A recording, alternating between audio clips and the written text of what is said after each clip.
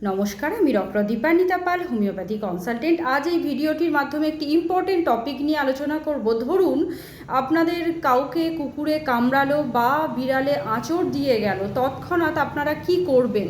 তৎক্ষণাৎ হসপিটালে যাবেন নাকি ঘরোয়া কিছু ফলো করবেন? মানে কিছু প্রসেস আছে। প্রথমেই আপনাদের যেটা করতে হবে সেটা হচ্ছে আক্রান্ত স্থানটিকে অবশ্যই সাবান এবং জল দিয়ে ভালো করে ধুয়ে ফেলতে হবে। অন্তত 15 থেকে 20 মিনিট ভালো করে সাবান জল দিয়ে ওই জায়গা ধুয়ে ফেলবেন। কারণ এক্ষেত্রে যেই সাবানটা আমাদের ভাইরাসের যে কভারিংস আছে সেটাকে নষ্ট করে দেয় এবং ভাইরাসটাকে নিষ্ক্রিয় করতে হেল্প করে। তাহলে সমস্ত ভাইরাসগুলো কিন্তু আপনাদের শরীরে প্রবেশ করতে পারবে না। তাই অবশ্যই এই পদক্ষেপটা আপনারা নেবেন। তারপরে আপনারা যত দ্রুত সম্ভব রোগীকে নিয়ে হসপিটালে যাবেন এবং জলাতঙ্ক বা র্যাবিস ভ্যাকসিনটা দেবেন।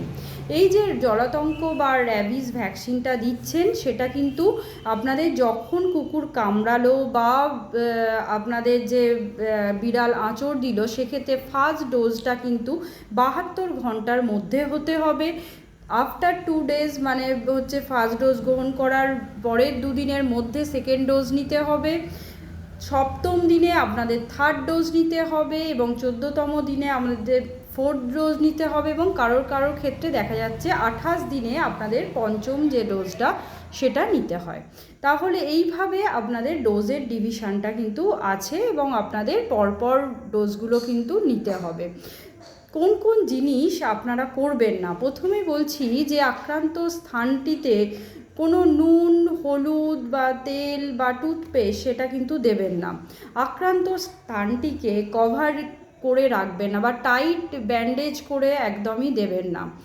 নেক্সট যে পয়েন্টটা হলো, অনেকেই দেখি আক্রান্ত স্থানটিতে ব্লেড দিয়ে বা কিছু দিয়ে আপনারা রক্তটাকে বের করে দেওয়ার চেষ্টা করেন, সেটাও কিন্তু করবেন না। এক্ষেত্রে কিন্তু একটা ইনফেকশন হয়ে যাওয়ার চান্স থেকে যায়, তাই এটা কিন্তু একদমই করবেন না। আর একটা বিষয়, কখনোই কিন্তু ঘরোয়া পদ্ধতি অ্যাপ্লাই করবেন না। এক্ষেত্রে কিন্তু আপনাদের জলাতঙ্কের যে ভ্যাকসিন বা র্যাবিস ভ্যাকসিনটা অবশ্যই আপনাদের নিতে হবে এবং যত দ্রুত সম্ভব নিতে হবে। যেটা 72 ঘন্টা আমি বললাম ফার্স্ট ডোজটা, সেটা কিন্তু আপনাদের অবশ্যই নিতে হবে। যদি সঠিক পদক্ষেপ না নেন, পরবর্তীকালে যদি র্যাবিসের যে সমস্ত সিমটমসগুলো ডেভেলপ করে সেইগুলো যদি ডেভেলপ করে যায় তাহলে কিন্তু আপনাদের মৃত্যু অবধারিত। তাই অবশ্যই চেষ্টা করুন আপনাদের সঠিক পদক্ষেপ সঠিক সময়ে নেয়ার।